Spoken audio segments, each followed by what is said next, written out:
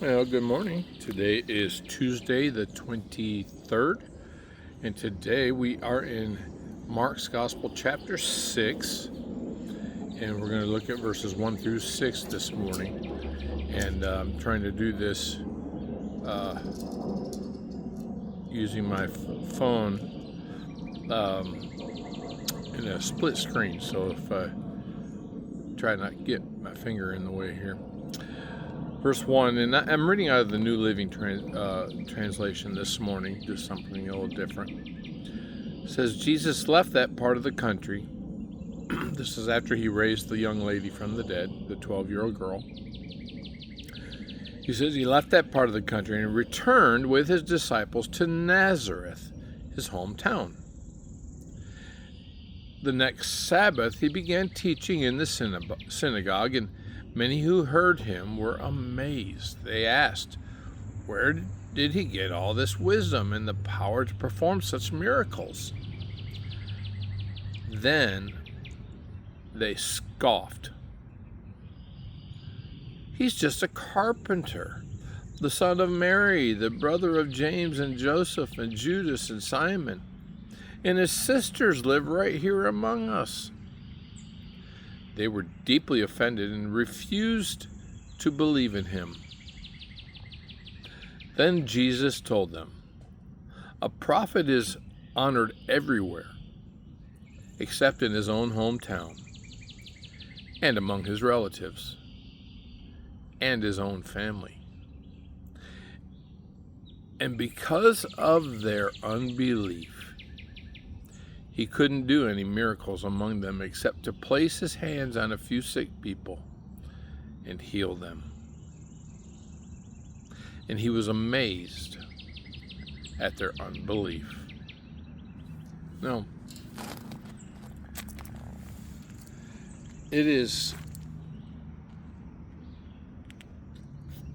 a sad commentary for the people of Nazareth.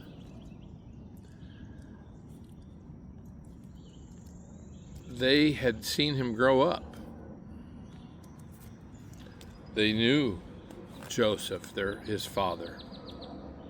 I'm sure that somewhere along the line, Mary or Joseph had to have shared their experiences with the family. I know the Word of God says that Mary kept things to herself and treasured them in her heart, the things that about Jesus. But Mary would have been a young woman, and Jesus was her first child.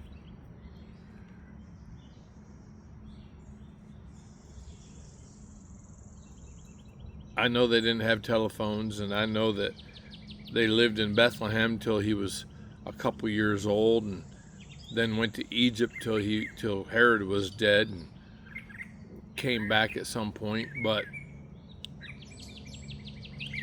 we know the account when he was a young boy, where they went up to Jerusalem and he stayed behind in the temple teaching, and the family had started back to Nazareth and realized, where's Jesus? They went back and found him doing his father's work there in the temple. These were the family members that would have traveled with Joseph and Mary at that time. They would have known Jesus was special. They would have known he was different than his siblings. And yet they refused to believe. It says because of their unbelief, he couldn't do any miracles among them, except to place his hands on a few sick people and heal them. Now, I don't know exactly what that means. It says he couldn't do any miracles. Well, there's nothing that God cannot do. So how their lack of faith limited him, I don't know. I think like Jesus' miracle of the turning the water into wine at the marriage supper at Cana. Who really knew what was going on? The servants. The ones who filled the water pots with water and drew out a sample to take to the head of the table. They're the ones who knew about the miracle. Everyone else was too busy with the wedding. And so it wasn't that Jesus was limited. It's just that only a few people were in on what was going on. Perhaps when it says that because of their unbelief he couldn't do any miracles, well, maybe it was just because of their unbelief they weren't paying any attention to him. I don't know. But as I read this, what's the thing that stands out? You know, if I think of how does this apply to my life?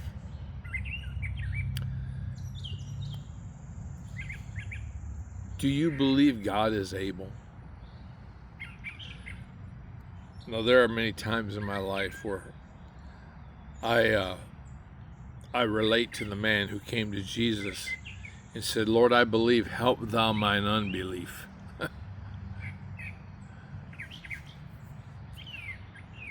It's like, I know God can do it if he will.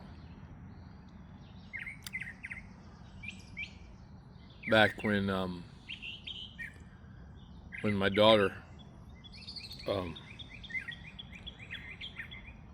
was hit by a car and had an embolism and was laying in the hospital. We didn't know if she was going to make it. Ultimately, she did not. She passed. It was right at the time as we were preparing her funeral. There was a song by Mercy Me called Even If.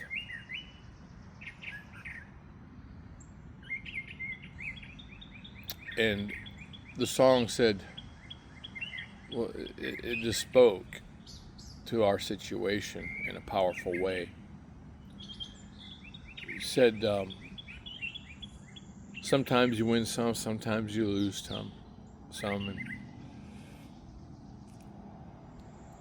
I know it only takes a little faith to move the mountains. But even if you don't, even if you don't, I'm going to trust you. That's kind of sums up the song. Beautiful song.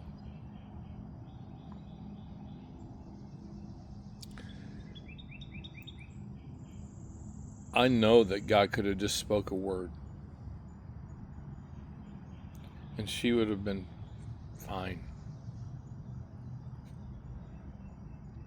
But instead he took her home.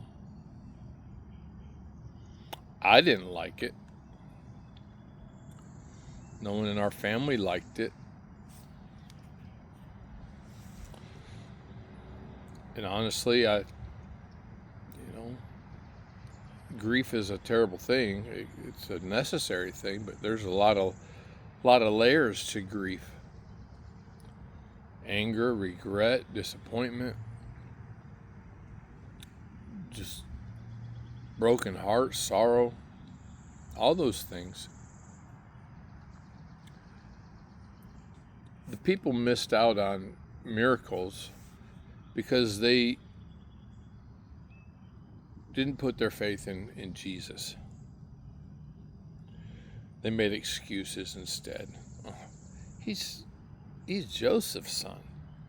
He's Mary's son. We know his brothers and sisters. They live right here. Who does he think he is? And that's the problem. The problem that causes so many people to stumble is, who is Jesus? Is he a prophet? Was he a good teacher? Was he a good motivational speaker? Or was he God in the flesh? And that's the kicker. That's the one that people stumble over. It's kind of ironic. Many people say, well, I'll believe if I could just touch. If I could just touch him. If I could just, doubting Thomas. Thomas said, if I could just put my fingers in the nail prints, then I'll believe he's risen from the dead. And Jesus holds out his hands. He said, not only my hand, here, stick your hand in my side. There's where the spear went.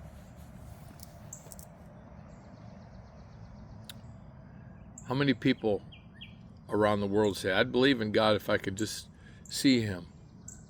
God, I dare you to do something.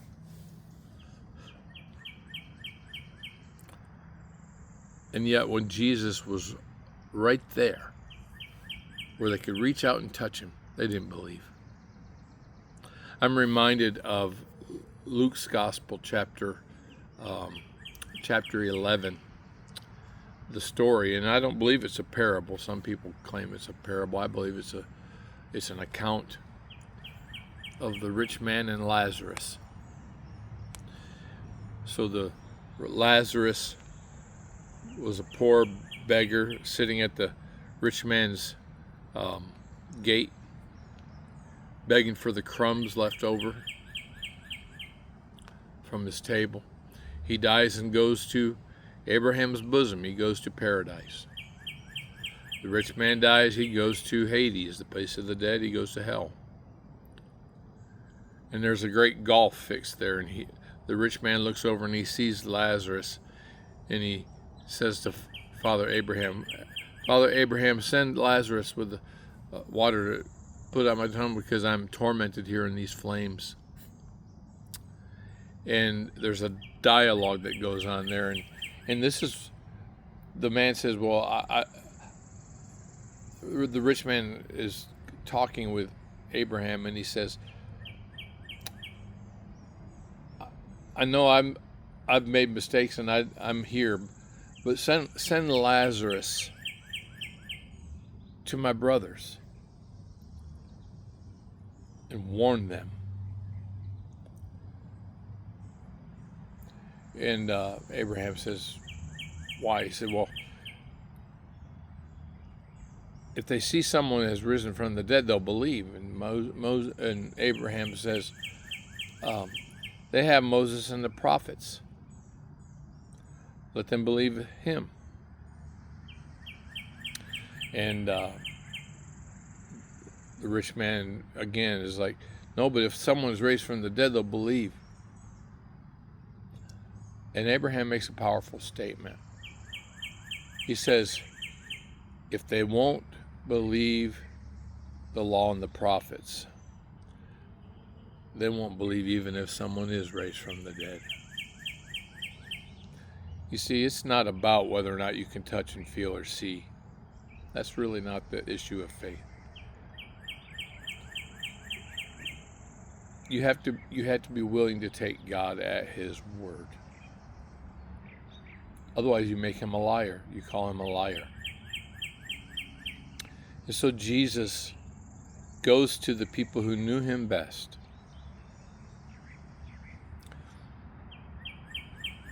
And they basically called him a liar. They ridiculed him. They scoffed at him.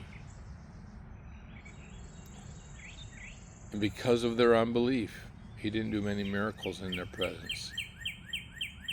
And he was amazed at their unbelief.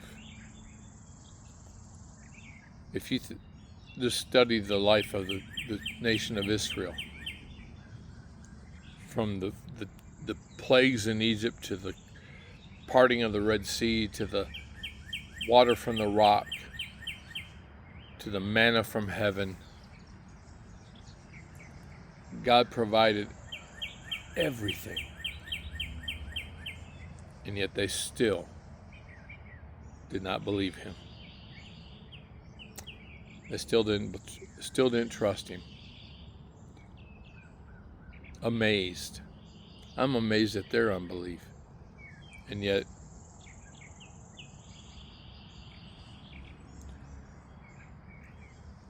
I believe, help thou mine unbelief. That's all I have for today. I hope you have a blessed day. We'll see you again tomorrow.